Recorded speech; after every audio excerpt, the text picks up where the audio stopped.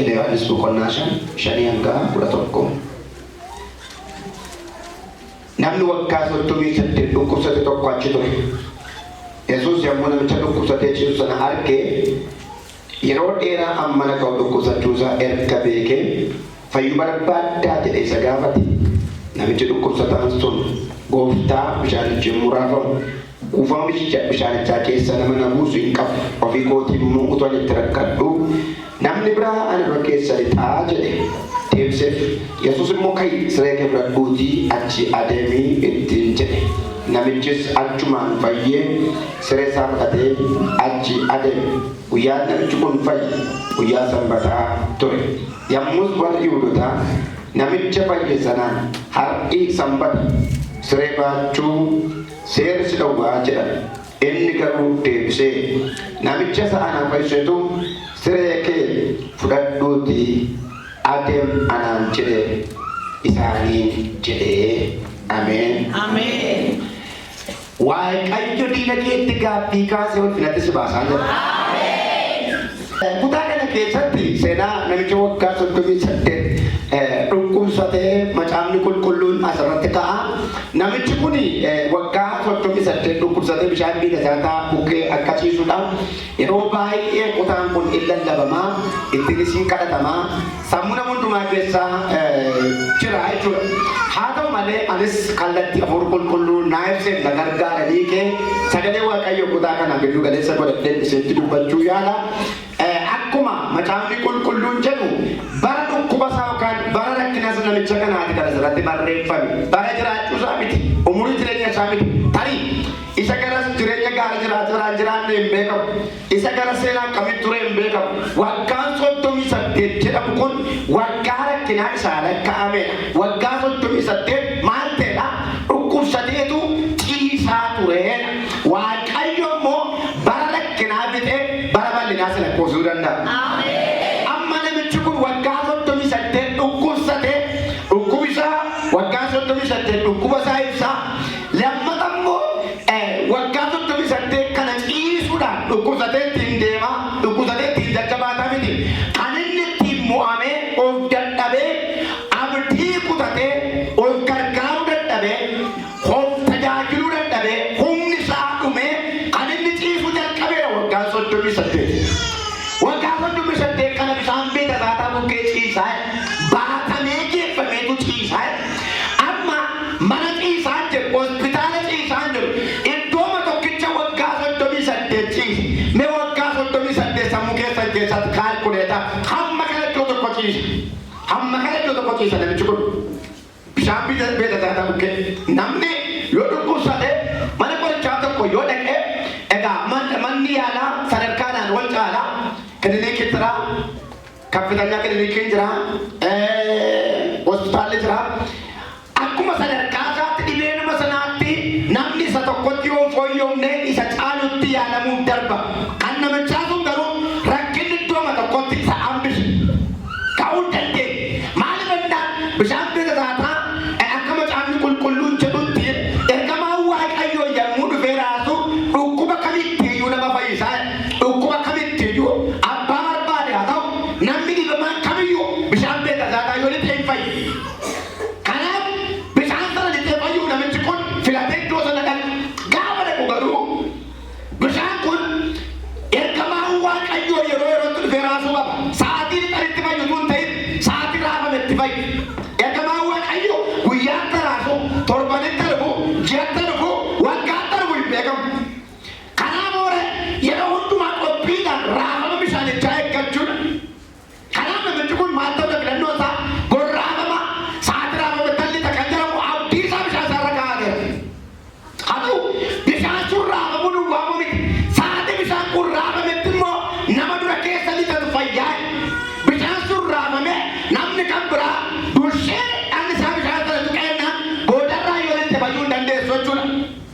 Kanaaf namichi kun carraatu eeggatu utuu namni kan biraan fayyuu ituma carraa eeggatu barri dhume utume chaansii ta'eera utuu seeneettanii warra seetti guyyee isa baranaan dursitu. Ameen. Isa baranaan dursitu.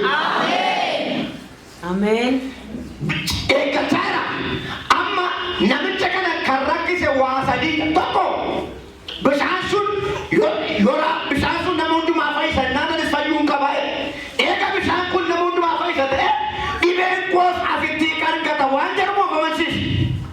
Lammata bishaan kun kan rakkate keessa bishaan kun sa'aatii raafamutti nama keessa buutu fayyaa waan jedhameef namichi kun immoo sa'aatii bishaan kun raafamutti lixuudhaan waan hin dandeenyeef namni dura keessanitti waan fayyu warri kaan dafee nama bishaan sana keessa isa buusu waan qabu warri nama qaban dabanii waan fayyani iddoo dabaree eeggatu miilan inni sadaffaan namichi kun akkuma lakkoofsa torba irratti dubbatu bishaanichi yommuu raafamu maaliin qabu nama keessa na buusuu qabu. Ani immoo aduun itti rakkadhu namni kan biraa na dura keessa dhiqee fayyaa'e fedhiin isaa achuma jira humna dhabe. Yesuus fedhii keessa hin jijjiiru. Daandii keessa hin jijjiiru. Seenaa keessa hin jijjiiru. Daandii keessa waa miti seenaa keessa hin jijjiiru. Mina jijjiirama dhibe. Dabalaa jira. Dabalaa jira. Yesuus hin dhufe.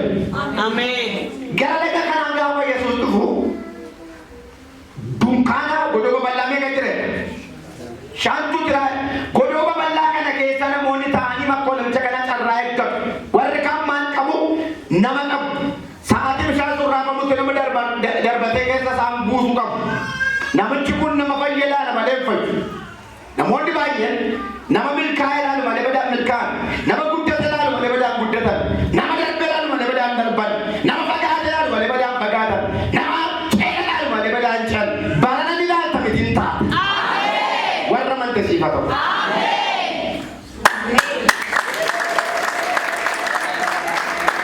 Inni ilaala. Yeroo hundumaa kan namaati kan inni ilaalu ciisee ofirratti nagarra namarratti arga. Isaan namarratti arge ofirratti nan arge dhibee nama maaltu. Dabalee jedhe kaa. Maaloo dabalee jedhe mee. Namarratti arga. Nama fayyuu arga. Nama baatamee dhaqee deemee kan arga. Nama dhukkubsatee dhaqee ciisee ka'ee deemu arga. Ofirratti nagarra namichi kun. Barana inni dhufe kun isaan namarratti arge ofirratti agarsiisuu barbaada. Waaqni kan nama kana dhufe satti obboleessa kee obboleettii irratti ilaalte irratti agarsiisu. Dabareen kan kootani maaloo. An sagaleen dhaga'aa jira waa jira naan jedhama kun dabareen kan kootani maaloo. Ashima dabareen kan kootani maaloo. Warra nama hin qabne waaqatu jira. Warra humna hin qabne waaqa jira. Warra bira hin qabne waaqa jira.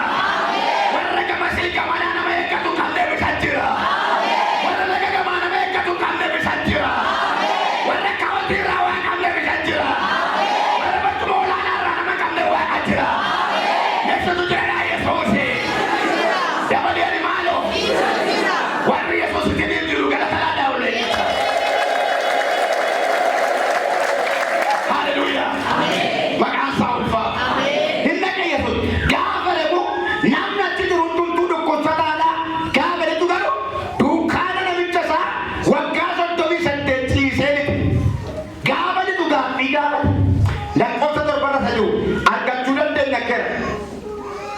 Yesuus yommuu namicha dhukkubsatee ciisu sana arge yeroo dheeraa ammana qabu dhukkubsachuu isaa erga beeke fayyuu barbaadda jedhee isa gaafate. Maal barbaadda? Namichi kun maaliin dhaqe manaa maaliin bahe? Waggaa 38 bar bishaan bira maaliin ciise? Amma gooftaan hin beeku kan namichi kun dhukkubsate. Hin beeku? Namni achi ciisu hundumtuu michootee bakka hin taane bashannanaa bakka hin taane maa gaafate?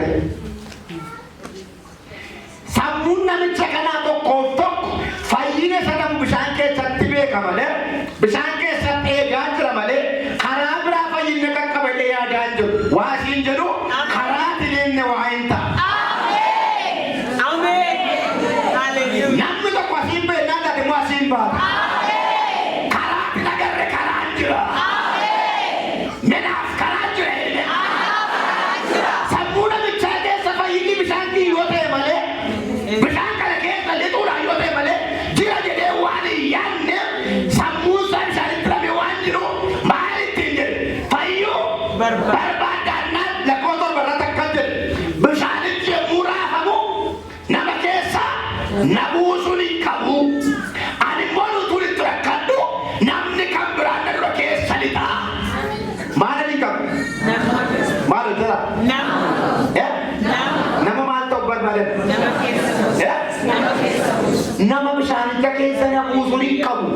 Akkajechuun maal ibsa?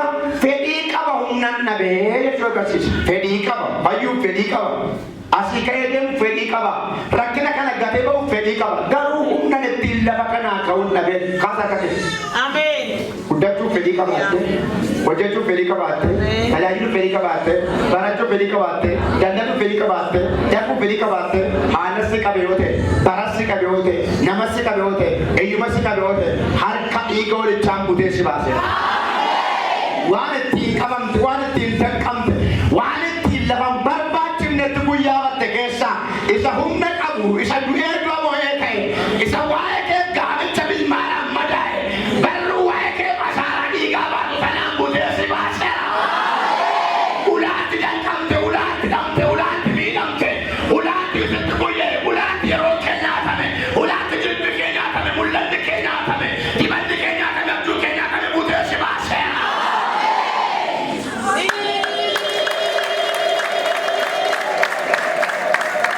Bishaan yeroo dhaabamu nama maal ta'u keessa nabuusuun hin qabu fedhii akka qabu ibsateera. Maal dhabe malee? Humna dhabe malee humna ittiin ba'u kan nama isa barbaachisa humna dhabuu isaan waan ta'eef amma yaadni isaa keessaa namichi kun ammayyuu anoo nama dhabe ati immoo kee gargaarte keessa nabuuf ta'a wayii qaba. Nama dhabe maal ta'u bishaan hin dhufu. Isatti nama dhabdetti. Isatti nama dhabdetti. Responsible ka pa rin. Wow.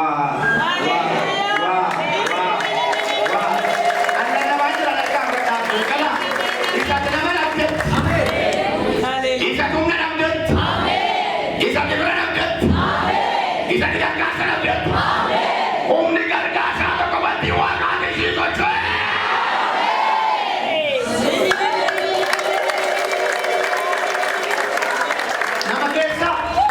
Nabuusuudha. Ameen. Namoonni immoo tun rakkadhu maal ta'u? Na dura keessa lixanii fayu. Baataanii na dura isa booda dhufanii isa dura galuun namoonni yaa warra kakuu baatanii durfamtanii isa naqabina. Ameen. Kan keessanii gabaarra miti kan inni jiru. Kan keessanii sammuu namaa keessa miti kan inni jiru. Kan keessanii kiisii namaa miti kan inni jiru. Kan keessanii akkaawuntii namaa irra miti kan inni jiru. Kan keessan barruu waaqayyoo keessa jira. Gaafa guyyaa isaa ga'e akkuma isaa keessaa hiikatee siilaa. Janna kamina. Ofna ati guutuu waan taane biyya lafaa kanarratti beekumna miti. Guutuu waan qabnu. Jabaa waan qabnuuf jabaanne jiraanne miti jabaatu waan himannu. Irra kamii qabaan, hawa kamii qabaan, mudaa kamii qabaan, gaaffii kamii qabaan, inni waaqayyoon lafa abjuu addeessida. Lafa gaaficha ganama sitti dubbate sana, lafa gaaficha siya eege sana, lafa waadaa sii gale sana, ammam yoo karaa durte, ammam yoo karaa bulte, ammam namni yoo lolgomee si durse, ammam yoo namni yaa'ee deeme booda yoo hafte, gaaf tokko waaqayyoon gaba si godha.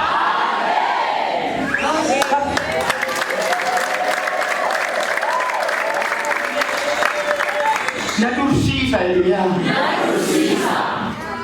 Malu jedhaaka. Wakati ditana seekaa pootaa. Na dursiisa. Akkedam daawul baay'ee konkolaataan hojjetu kaanis dhabdeeni nuyi garuu manaa waan keenya. Gaafa konkolaataan caccabduu achumatti dhaabbata. Gaafa fardeenaa hanqaltee hafuuraa jettee aduu achumatti dhaabbata. Kan ijoollee waaqayyoo konkolaachisaan konkolaataan bariisaa dibata.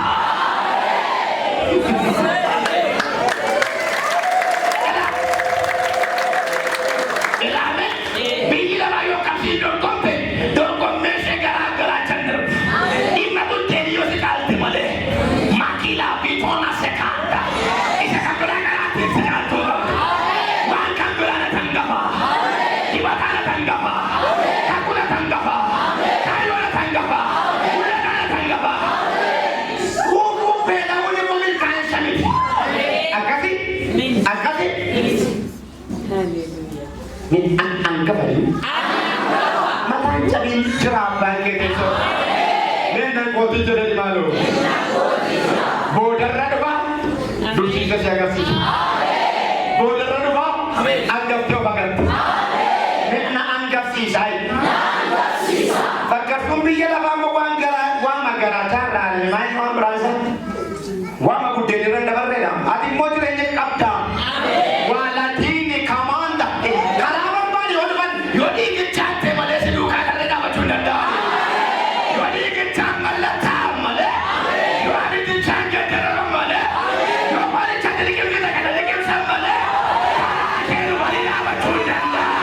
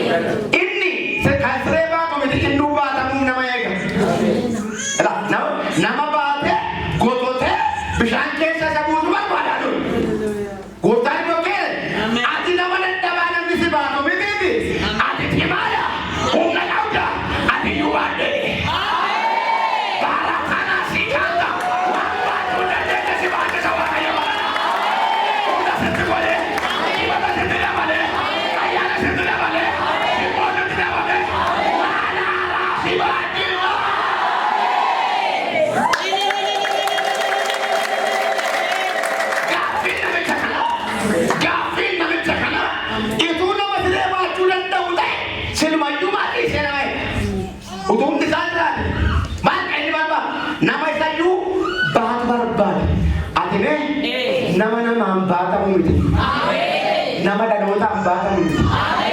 Nama dhaloota baatu.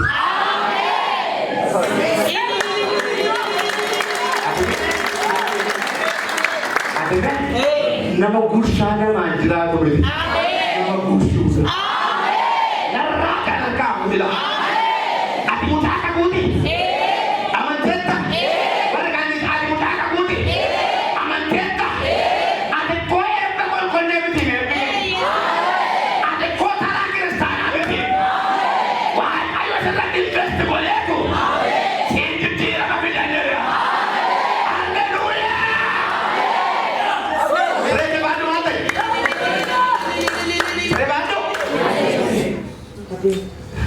Namichi siree baay'uu dandeessuun immoo humni namichaa fayyuurra yoo darbe dabalameera. Turuun kee wayii hin bu'in. Turuun kee wayii hin du'in. Yoo seexanni balbala cufamette kan isheen cufame malee kee bana. Balballi bizineesii yoo baname yoo cufame ati jiraachuun kee yoo ji. Waan waaqeffachuu kee yoo ji.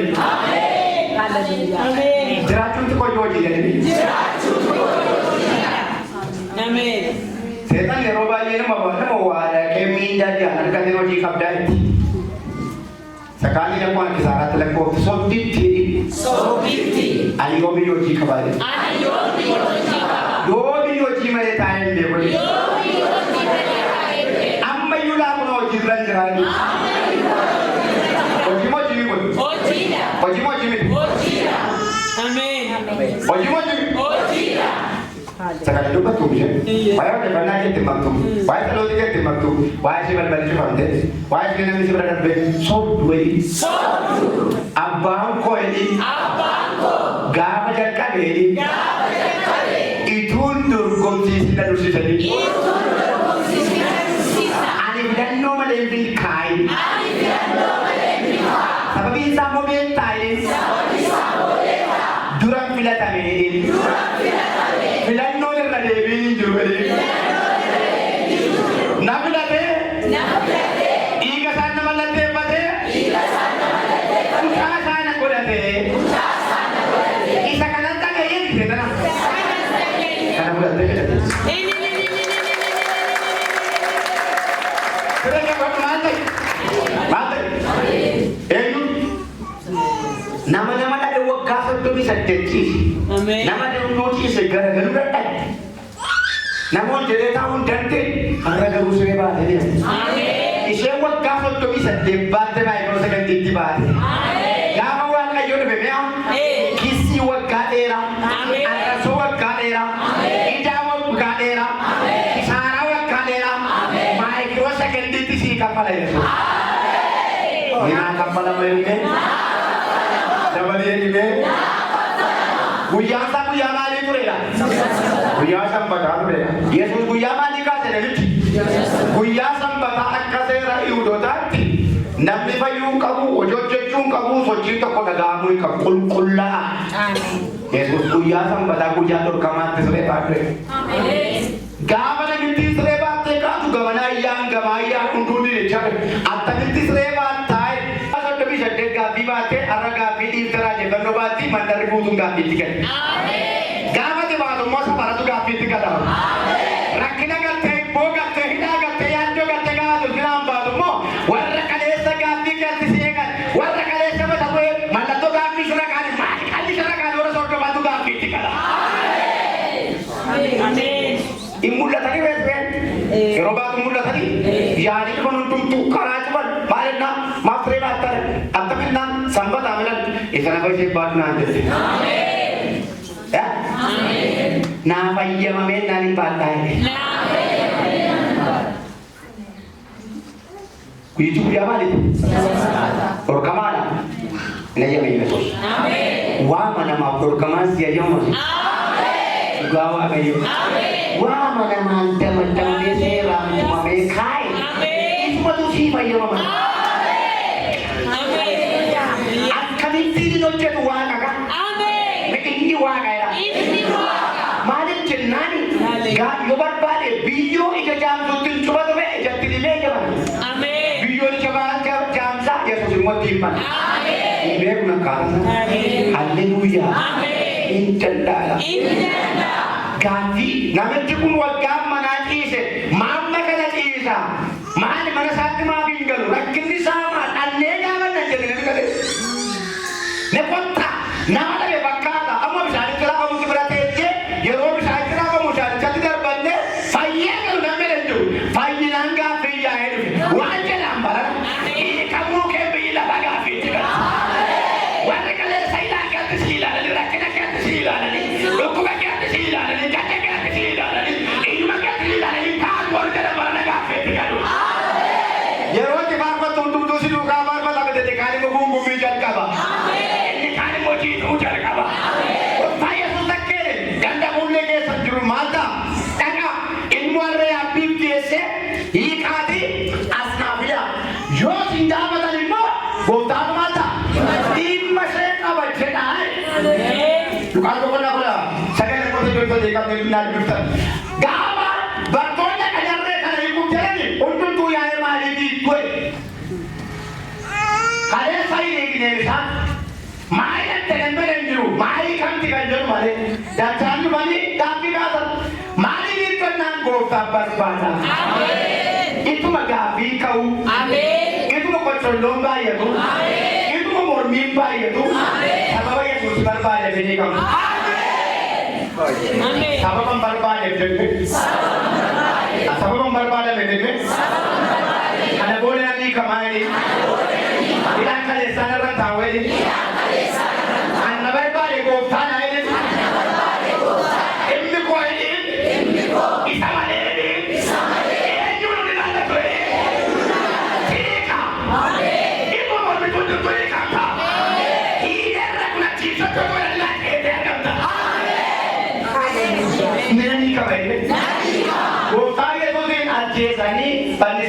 Tadi kawan tu, agak mudah terukut tadi di tadi kan umur tadi, ufiara kan pandai tadi, body saya kan nama kawan lagi apa? Isaan immoo ta'anii qubatu. Sagalee guddaan namni amantii siyaasanii waan taanaan jedhe Waaqayyo ani ba'eera jedhu. Tokko የመጨረሻ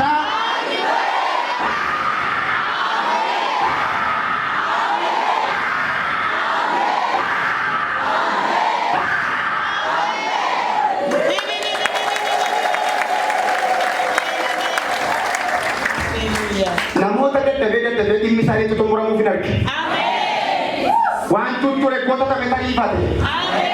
Ibariifate waan maxxaa dafee ariifate godhatu argaa. Meeta'eera eeyyame. Raajii maan jalqabne yoo yaadatu ta'e yeroo jalqabne raajiin jalqabne walitti raajaa jedhee namoota waan dura harkifamee lafa lakkaa'aati ariifatee hin ta'e kun ta'eeru kun